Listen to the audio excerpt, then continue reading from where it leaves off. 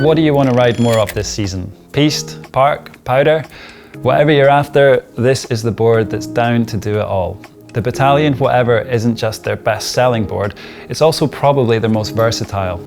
And with a new shape for the 21-22 winter, it grabbed the attention of our test team and made its way into our Whitelines 100 awards as one of our favourite all-mountain snowboards of the season. Now, at first glance, you'd be forgiven for thinking this year's new shape makes the Whatever a directional snowboard. In actual fact, it's still a directional twin, so you'll have no problems riding it in switch, but the cutout tail and slightly longer nose means that if you do get this thing into the deep stuff, it's going to float a little more easily than its predecessor. One thing does of course remain, and that's Bataleon's unique triple base technology.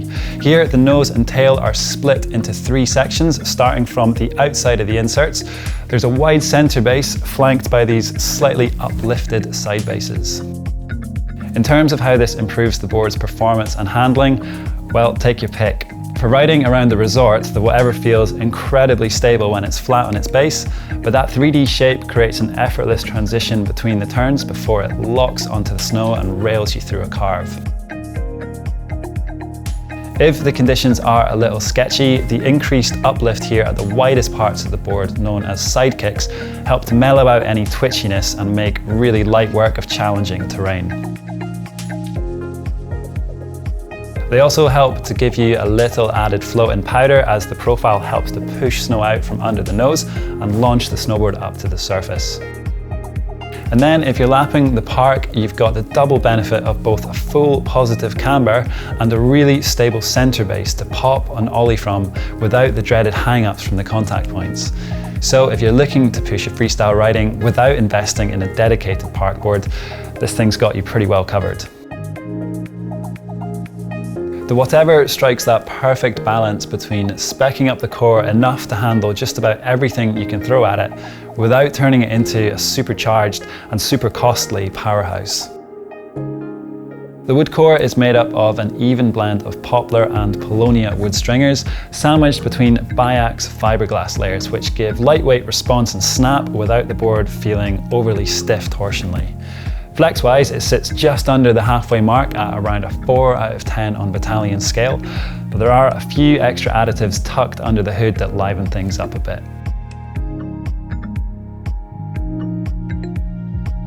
There's carbon stringers running through the center of the board between the inserts and hollow carbon cylinders known as dual super tubes running parallel to the side cuts.